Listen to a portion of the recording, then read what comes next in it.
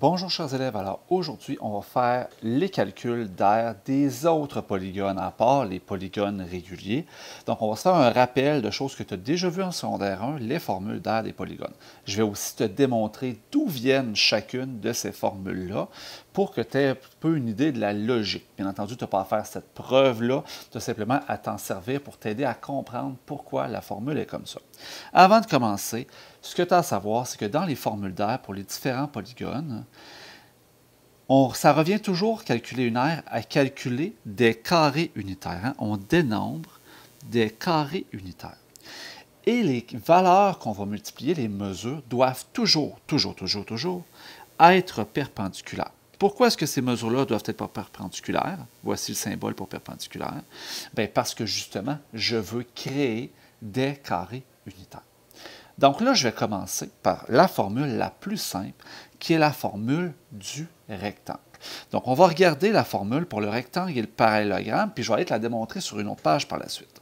Donc, ton rectangle et ton parallélogramme, leur formule d'aire, c'est qu'il faut faire la base fois la hauteur.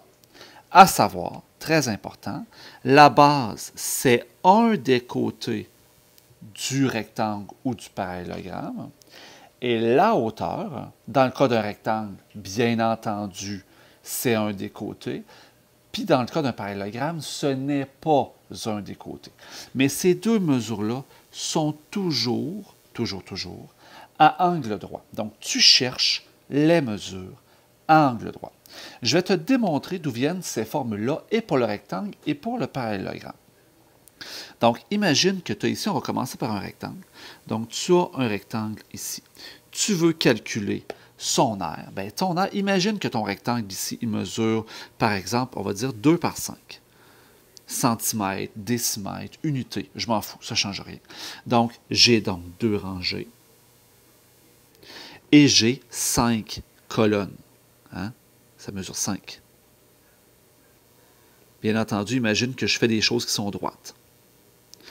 Donc, si je veux calculer le nombre de carrés unitaires, bien oui, je peux les calculer un à la fois. 1, 2, 3, 4, 5, 6, 7, 8, 9, 10. Sinon, bien, je peux dire que j'ai 2 rangées de 5 colonnes ou 5 colonnes de 2 rangées. C'est bien correct. Je fais 5 fois 2, c'est-à-dire la base, 5 colonnes, fois 2 rangées, la hauteur. Et 5 fois 2 va me donner 10. Donc, 10 unités carrées ici. Donc, 10 unités carrées. Donc, de là vient le base fois hauteur. On se comprend. Imagine que je veuille faire le même principe, mais avec un parallélogramme. Bien, ton parallélogramme, je vais te dessiner un parallélogramme pour que tu le vois bien comme il faut. Donc, voici mon parallélogramme. Ce que tu as à savoir, c'est que ton parallélogramme, c'est un rectangle caché. La hauteur, l'endroit le plus logique pour la placer, c'est au point d'intersection où est-ce que l'angle continue. Mais regarde, ce que je vais faire, c'est que je vais te le mettre ici. Donc, voici la hauteur de mon parallélogramme. Imagine que je fasse la chose suivante. Je vais prendre un autre crayon ici, je vais redessiner cette partie-là, et cette partie-là, je vais la déplacer. Je vais prendre cette partie-là, je veux juste avoir cette partie-là, ce qui ne marche pas dans ce cas-ci.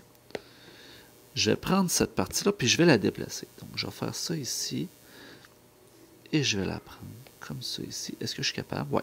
Je vais la prendre, je vais la déplacer, je vais la mettre ici.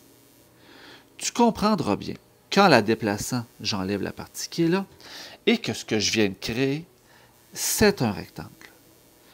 Ce rectangle-là a la même base ici, que le parallélogramme de départ.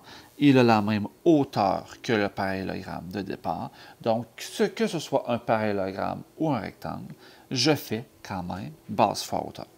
Donc, voilà pour les formules d'aire du rectangle et du parallélogramme. Le carré, sa formule d'aire, c'est A égale C à la 2. Oui, je sais que la formule que tu as peut-être déjà vue, c'est côté fois côté. Je suis d'accord. Cependant, je te dis tout de suite que je te demande d'enregistrer et d'apprendre côté à la 2.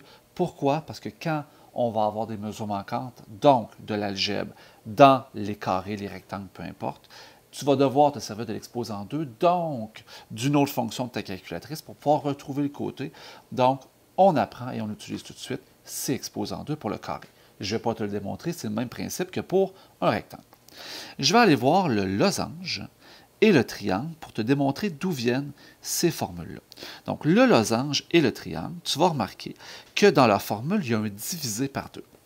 Donc, pour le triangle, c'est base fois hauteur divisé par 2. Je vais surligner ma formule du triangle qui est base fois hauteur divisé par 2 et je vais aller surligner les côtés qui arrivent à angle droit. Donc, la base du triangle ici, la hauteur du triangle ici. Tu remarqueras qu'elle se croise à angle droit. Des petites choses, la base n'est pas toujours en bas. La base peut être un des deux côtés.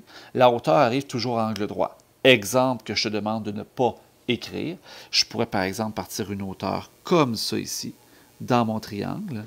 Si la hauteur en rouge était la seule hauteur que je te donnais, bien, tu devrais te servir comme base de ce côté-là ici, hein, parce que ces deux mesures-là que je viens de tracer en rouge se rencontrent à angle droit. Là, ici, ce n'est pas nécessaire de le noter, c'est vraiment juste pour la forme. Donc, base fois hauteur divisé par 2, on retient, il y a un divisé par 2 dans le triangle. Pourquoi? Même chose pour le losange. Le losange, lui, se le calcule à l'aide de ses diagonales. Parce que ce sont les diagonales dans un losange qui se croisent à angle droit, puisque dans un losange, j'en ai pas d'angle droit. Donc, je t'invite à surligner que la formule du losange, c'est grande diagonale fois petite diagonale divisé par 2. Le grand D veut dire grande diagonale. Tu peux l'indiquer si tu veux. Le petit d veut dire petite diagonale. Donc, tu peux te l'indiquer ici, par exemple, grande diagonale, puis petite diagonale sur l'autre, sans problème. Et on va aller surligner ces deux mesures-là qui se croisent, encore une fois, à angle droit. Je vais le dire plein de fois aujourd'hui, angle droit, perpendiculaire, c'est ça la clé pour les arbres. Et tu remarqueras que dans la formule, j'ai encore un divisé par 2. Donc, on va aller voir pourquoi est-ce qu'il y a un divisé par 2 dans ces formules-là. Donc, je vais aller te faire ici un triangle. Triangle, voilà, on va le faire comme ça. Voilà un triangle. Et un losange. Tiens, un losange comme ça, ici, à peu près. Voici un losange. Ben, disons que mon losange serait beau, ce qui n'est clairement pas le cas. Regarde, je vais faire, ouais, je vais le faire comme ça. Je vais essayer d'avoir du talent, ce qui n'est pas toujours le cas. On va dire que c'est un losange. Maintenant, à savoir, mon triangle, sa formule, c'est base fois hauteur divisé par 2. Donc, mon triangle a une base, mon triangle a une hauteur. Mon triangle, sache que je peux l'inscrire à l'intérieur d'un rectangle. Un rectangle qui a exactement la même base, ici, et la même hauteur, ici. Et si tu regardes comme il faut, tu vas voir que cette partie-ci du triangle est équivalente à cette partie-ci du triangle, et que cette partie-ci du triangle est équivalente à cette partie-ci du triangle. Donc, le triangle, globalement, il équivaut à la moitié de la surface du rectangle. C'est pour ça que l'aire d'un triangle, c'est la base fois la hauteur, mais pas toute la base fois la hauteur, c'est la moitié du rectangle. Donc, c'est divisé par 2. Si je regarde mon simili-losange qui n'est pas très réussi à côté, bien, mon losange, lui, il s'inscrit dans un rectangle lui aussi. On devrait le voir pas si pire si je fais mes diagonales. On s'entend que mon losange de base n'est pas très beau. Okay? Et on est capable de voir, normalement, que cette partie-ci et cette partie-ci sont pas mal équivalentes. Que cette partie-ci et cette partie-ci sont pas mal équivalentes. Celle-là et celle-là sont équivalentes. Puis celle-là avec celle-là sont équivalentes. Donc, le losange occupe la moitié de l'espace d'un rectangle, donc divisé par 2. Et la base et la hauteur du rectangle sont remplacées par la grande diagonale et la petite diagonale du losange. Donc, ce qui explique la formule grande diagonale fois petite diagonale divisé par 2. Me restent les deux formules de polygone.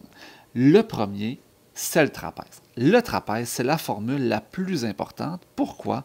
Parce que le trapèze, c'est la seule formule, j'ai bien dit la seule formule, où il y a une addition. Donc, moi, je t'incite à mettre le plus en couleur, d'une couleur différente, parce que c'est le seul endroit où est-ce que tu vas avoir un plus. C'est le seul endroit, d'ailleurs, où est-ce qu'il y a une priorité des opérations avec la parenthèse. Donc, ça va être important de le pitonner comme il faut.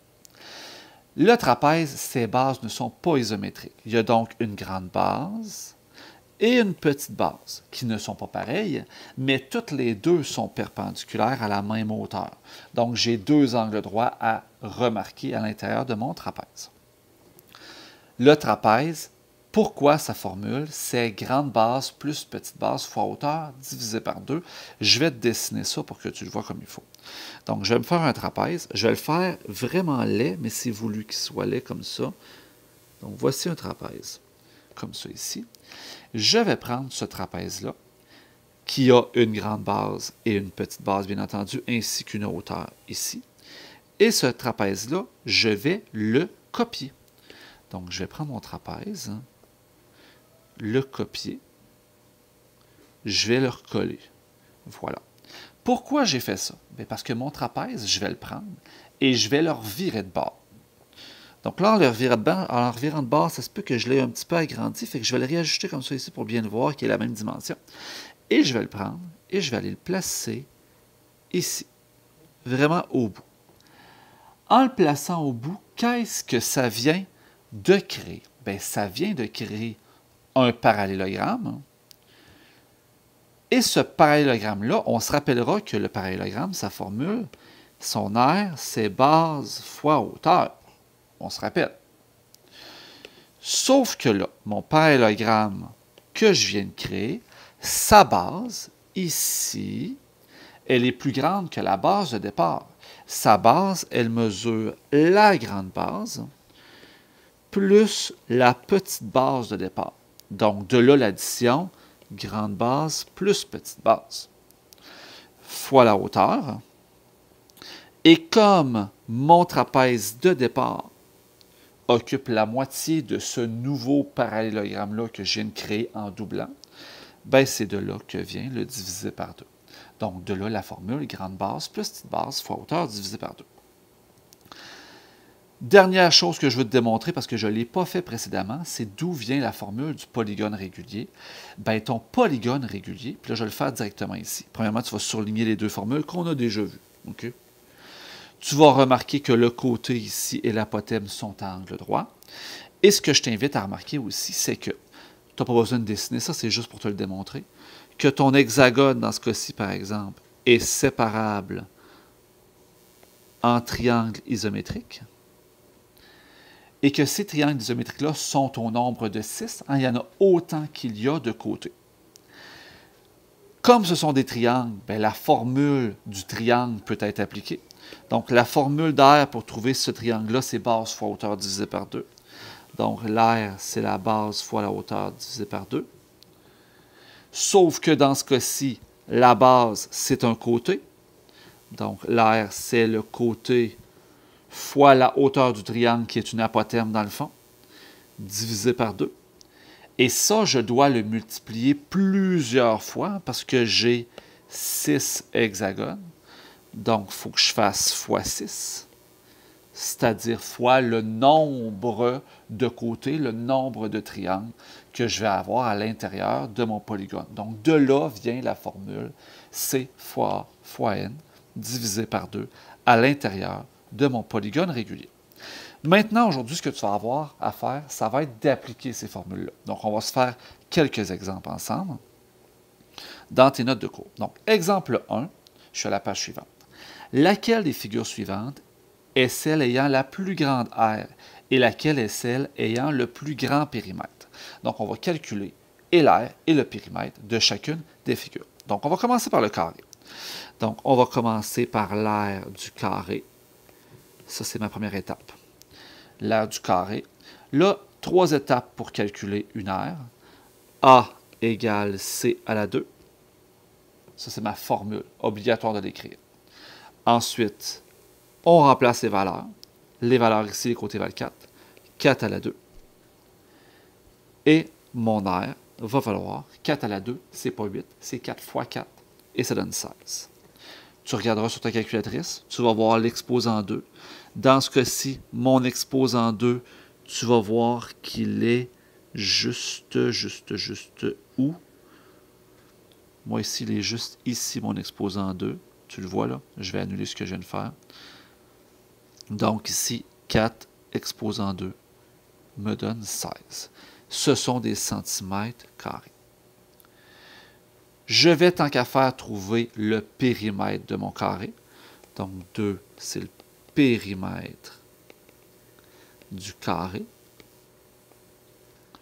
Bien, mon périmètre, tu n'as pas de formule pour le périmètre. Tu vas m'écrire P égale. Et mon périmètre, c'est 4. Dans ce cas-ci, c'est x 4. Mais pas x 4 parce que l'autre côté mesure 4. C'est parce que j'ai 4 côtés. Donc, 4 x 4, ce qui donne 16 cm. Ça arrive en passant des fois que le périmètre a une valeur plus grande que l'air, des fois le périmètre a une valeur plus petite que l'air, puis des fois le périmètre a une valeur égale à l'air, mais de toute façon, ça ne veut rien dire parce que ce ne sont pas les mêmes unités de mesure. Troisième étape, on va faire l'aire du triangle. Donc, l'aire de mon triangle, l'aire est égal à la base fois la hauteur divisé par 2. Je t'invite à garder tes notes de cours ouvertes à la bonne page pour t'aider dans tes exercices. L'aire est égal à 11 fois 3 divisé par 2. Mon aire va donc être égal à, et là on va calculer 11 fois 3 divisé par 2, ce qui me donne 16,5. Donc 16,5 cm². Tu as bien remarqué que ces mesures-là, ici, étaient perpendiculaires, donc c'est pour ça que c'est ça, ma base et ma hauteur. Le périmètre, quatrième étape, le périmètre du triangle. Là, si je veux t'aider, ce que je pourrais faire, c'est de dire que le périmètre ici, c'est ce que je vais mettre en bleu, et le périmètre, c'est le contour. Donc, je vais tracer la même chose en bleu ici. Donc, le périmètre, c'est l'addition des côtés. Donc, P égale 9 plus 4 plus 11. Et ça me donne 24 cm. C'est le périmètre de mon triangle. Dernière figure, le parallélogramme. Je peux vérifier quelles sont les mesures qui sont à angle droit, qui seront ma base et ma hauteur. Donc, cinquième étape, ça va être l'aire du parallélogramme.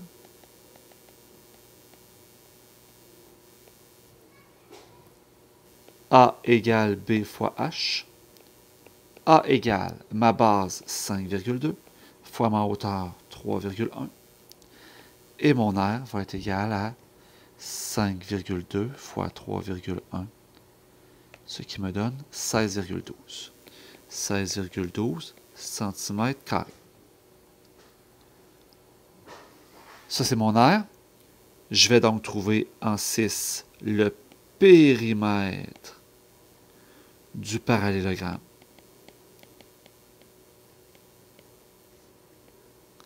Donc, le périmètre de mon parallélogramme, c'est l'addition des côtés. Côté 1, côté 2, côté 3, côté 4. Donc, c'est 5,2, P égale 5,2 fois 2, hein, parce qu'il y a deux côtés de 5,2, plus 4,3 fois 2. Le 3,1 n'est pas un côté, je ne l'additionne pas. Je vais aller pitonner. 5,2 fois 2 plus 3,1 fois 2,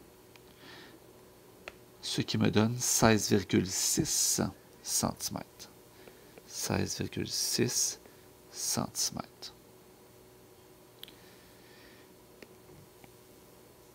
Je vais aller valider mes différentes données. Donc, en termes d'aire, je pense que c'est assez évident que c'est le triangle avec 16,5 ou 16,50 cm² qui a la plus grande aire. Au niveau des périmètres, j'ai clairement un doute sur le calcul que je viens de faire. Ah, c'était pas 3, c'était 4,3 fois 2. J'ai fait une niaiserie ici. 5,2 fois 2 plus 4,3 fois 2. J'ai fait un mauvais calcul ici. Ça me donnait 19. Donc, si je vais ajuster mes choses, et c'est 19 cm, hein, qui est mon périmètre.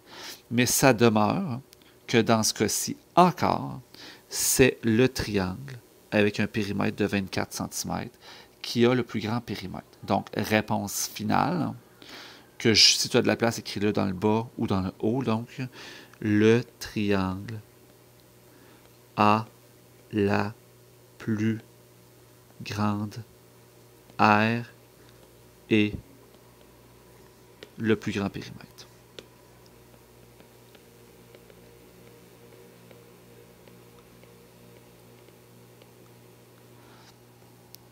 On va se faire un dernier exemple, l'exemple 2 ici.